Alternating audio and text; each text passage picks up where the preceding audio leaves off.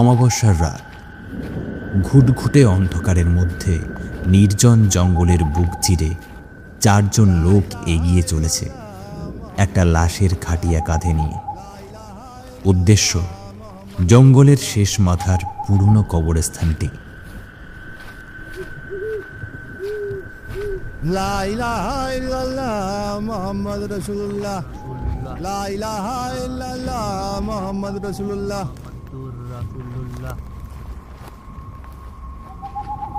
পা চালাও মিয়ারা, আকাশের অবস্থা ভালো না। মনে হইতাছে বুঝি আকাশ ভাঙ্গা নামবো। আবহাওয়া যা দেখতাছি তাতে কোনো কিছু সুবিধা ঠিকতাছে না। চলতাছি কাকা, আর কত জোরে পা চালামু। লা ইলাহা ইল্লাল্লাহ মুহাম্মদ রাসূলুল্লাহ, লা ইলাহা ইল্লাল্লাহ মুহাম্মদ রাসূলুল্লাহ।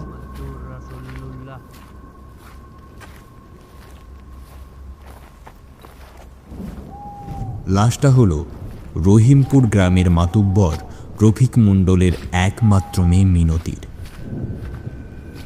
তার সম্পর্ক ছিল পাশের বাড়ির এক গরিব ছেলের সঙ্গে, কিন্তু রফিক মণ্ডল বিষয়টি মেনে নিতে পারেনি কিছুতেই। জোর করে বিয়ে দেওয়া হয় মেয়েটির, কিন্তু বিয়ের দিনই গলায় ফাঁস দিয়ে মারা যায় মেয়েটি। গ্রামের সকলেরই ধারণা ফাঁস দিয়ে মরা অথবা অপঘাতে মরা লাশ বেশিক্ষণ রাখা ঠিক না। তাছাড়া এই গ্রামের একটি রীতি হলো আত্মহত্যা করা বা অপঘাতে মরে যাওয়া লাশগুলোর জানাজা ছাড়াই কবর হয়। কিছুক্ষণের মধ্যেই তারা এসে পৌঁছায় সেই কবরস্থানে। আগে থেকেই গ্রামের গোড়খোড়ক আবুল কাকা গোড়টি খননের কাজ শেষ করে গেছেন। তারা আর এক মুহূর্ত সময় নষ্ট না করে লাশের শেষ কাজটি সম্পন্ন করলেন। মিনা খালাকনাকুম ওয়া ফিয়া নুইদুকুম ওয়া মিনা নুকরিজুকুম তারাতান উকরা। কপাল দেখেন কাকা, আজ মিনতির বরের ঘরে যাওয়ার কথা ছিল, অথচ অবাগি চিরদিনের মতো সইলা গেল এই অন্ধকার কবরে। ভালোবাসার দাম ফাঁস দিয়া চুকাইলো মাইয়াডা। রফিক মণ্ডল তার নিজের জিদ বজায় রাখলো ঠিকই, কিন্তু নিজের মাইয়াডারে হারাইলো। থামো তোমরা মিয়া, এই রাত বিরাইতে কবরস্থানে এসব কথা না কওয়াই ভালো। আসমানের দিকে খেয়াল আছে না নাই? মরা মানুষের বাড়িতে যেমন মায়া থাকে, কবরস্থানে তেমন থাকে ভয়। তাড়াতাড়ি চলো সবাই এইখান থেকে। চারিদিকে নিস্তব্ধতা আরো বেড়ে চলেছে যেন, সাথে বজ্রপাতের তোড়ও। তারা আর দেরি না করে দ্রুত সেখান থেকে বাড়ির পথ ধরল। এভাবেই কেটে গেল 3 দিন। কিন্তু এই কি নির্মম পরিহাস! গ্রামে শুরু হলো একটানা মুষলধারে বৃষ্টি। টানা 3 দিন যাবৎ চলা অবিরাম সেই বৃষ্টিতে পুরো রহিমপুর গ্রাম এখন পানির তলায়। নিচু এলাকা হওয়ায় গ্রামের চারপাশ যেন এক গভীর সমুদ্রে পরিণত হয়েছে। মানুষের সাজানো সংসার মুহূর্তেই ভেসে যাচ্ছে বন্যার তোড়ে।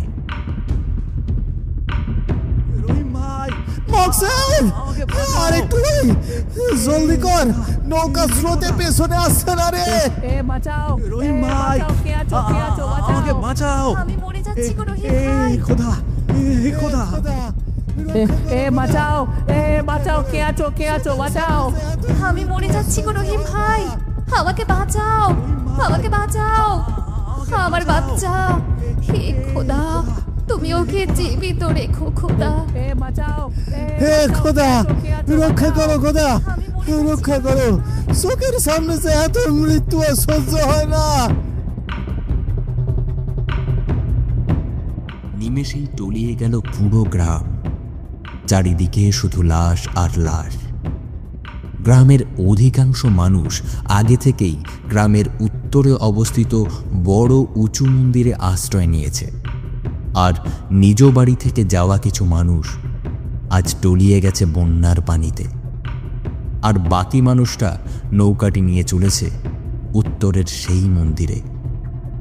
তারা কেউই ধারণা করতে পারেনি যে আজ রাতে বন্যার পানি এতটা বৃদ্ধি পাবে।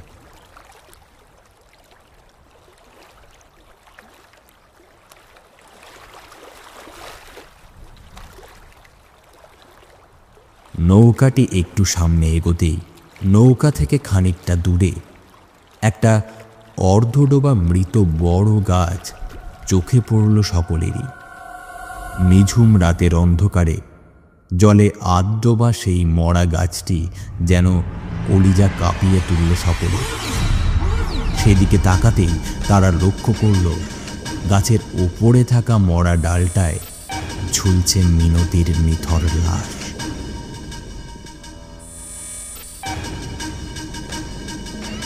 জীবন মনে হয় আজ আর থাকবে না রে। ওইটা কি দেখা যায়? মিনতির দেহটি যেন চেয়ে আছে তাদেরই দিকে। বাতাসের তোড়ে দুলছে লাশটা, আর চারপাশটা ভারী হয়ে উঠেছে নরকীয় এক পচা গন্ধে। ও বাগো, ও মাগো, আমি দেখুম না। আজ আর রক্ষা নেই খোদা, আজ আর রক্ষে নেই। সবাই দোয়া করো, দোয়া করো। মিনতি পুপু, ওইটা তো মিনতি পুপু। মিনতি পুপু ঝুইলা আছে। হিয়া মাবুদ, হিয়া মাবুদ। বাবারে, বাবারে, দেখিস না, দেখিস না, ওইদিকে তাকাস না। তোমরা সকলে থামো, ভয় পেও না। উপরে আল্লাহ আছে, দোয়া পড়ো সকলে, সকলে দোয়া পড়ো। নৌকায় চরম বিশৃঙ্খলা শুরু হয়। সবাই ভয়ে একপাশে সরে আসায় নৌকাটি জোরে দুলে ওঠে, যেন যেন এই বুঝি উল্টে যাবে। লা হাওলা ওয়ালা কুওয়াতা ইল্লা বিল্লাহ। ওরে আল্লাহ, কি দেখতাছি! এটা কেমনে সম্ভব? আমি নিজের হাতে ওরে কবরে শোয়াইছি। না না না না না, এইটা হইতে পারে না। মিনতি তো ওই গাছের লাগাই গলায় ফাঁস দিছিল।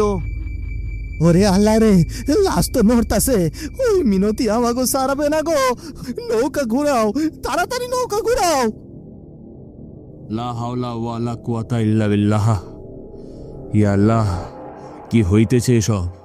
রক্ষা করো আমাদের, আমাদের রক্ষা করো। কবর দেওয়া লাশ কি করে উঠে এলো এই ভরা দুর্যোগে?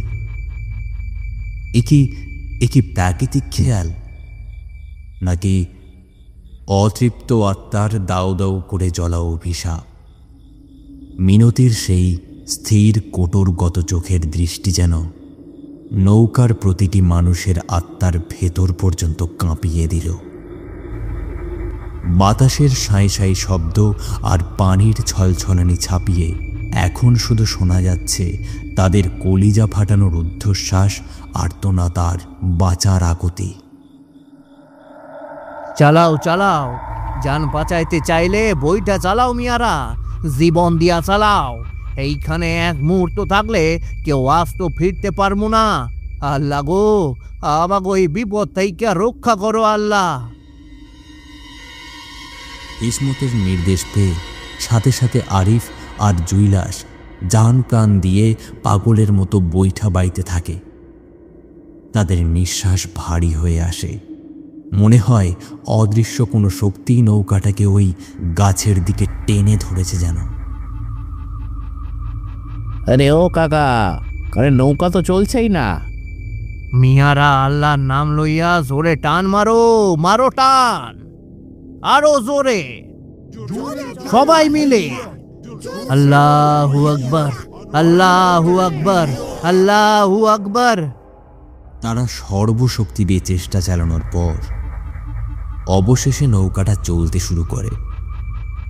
সবাই তখন থরথর করে কাঁপছিল সেই লাশের আতঙ্কে।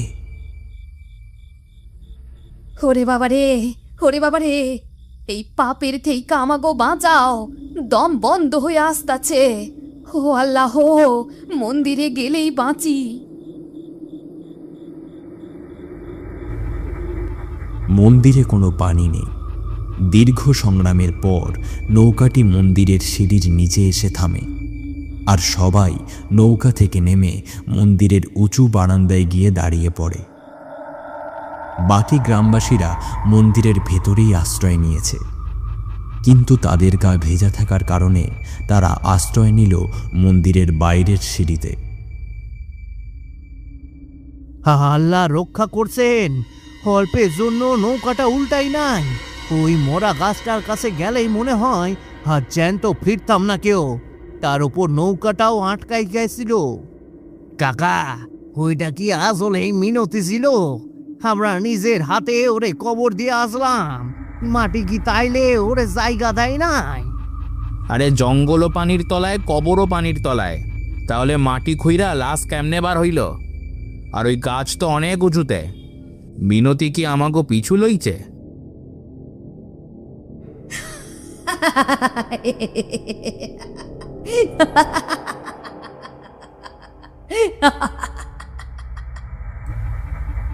এই রে, তো এমন করে চিল্লাইতেছিস কেন? কানে লাগতেছে, চুপ কর। কই মা, আমি কখন চিল্লাইলাম? এত কিছু ঘটে যাবার পরও এখনো একটা প্রাণী নিশ্চুপ হয়ে মাথা নিচু করে বসে আছে সিঁড়ির এক কোণে। সে আর কেউ নয়, মিনতির বাবা রফিক আলী। হয়তো লজ্জা, নয়তো তীব্র অপরাধ বোধ জেগেছে তার মনে এরই মধ্যে। 3 দিন পর পানি কমে এসেছে অনেকটাই। গ্রামের মানুষ মন্দির থেকে ফিরে এসেছে নিজের ঘরে, কিন্তু মিনতির আত্মা যেন এখনো শান্ত হয়নি। বানের পানি নামার বদলে গ্রাম জুড়ে নামলো এক বিভীষিকা। মিনতির লাশ ভেসে বেড়ায় বানের জলে, কারোর বাড়ির বিছানায়, কারোর বাড়ির চালে, আবার কারোর বাড়ির উঠোনে। সব জায়গাতেই ভেসে বেড়াচ্ছে মিনতির গলায় দড়ি দিয়ে মরা লাশ। সে আসলে চায় কি, তা কেউ জানে না। দিনে দিনে বানের পানি কমলেও ভয় কমেনি। একের পর এক বাড়িতে মিনতির লাশের তাণ্ডব চলতে লাগলো। কিন্তু এভাবে আর কতদিন চলবে?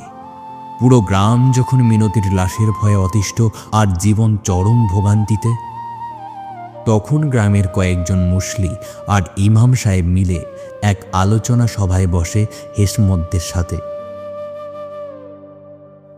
মাতব্বর সাহেব, এখন উপায় কি? মিনতির আত্মা তো ঘরে ঘরে যে হানা দিতেছে। অভাগী মাইয়াটা জান্ত থাকতেও শান্তি পায় নাই, ময়রা গিয়াও আমাকে শান্তি দিল না।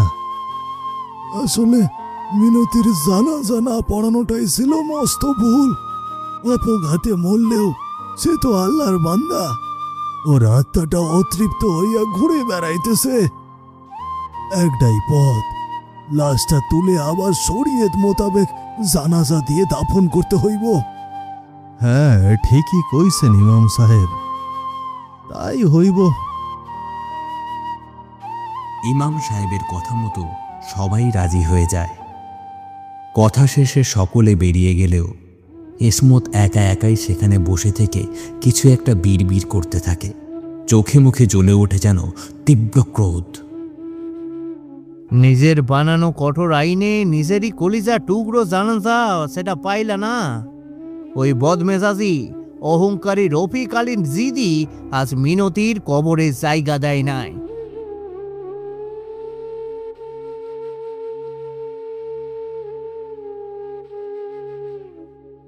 সেই রাতেই মাতব্বরের নির্দেশ মতো সবাই কবর থেকে মিনতির লাশ পুনরায় উঠিয়ে তারপর জানাজা পড়িয়ে কবর দেওয়ার উদ্দেশ্যে সেই স্থানে এসেছে।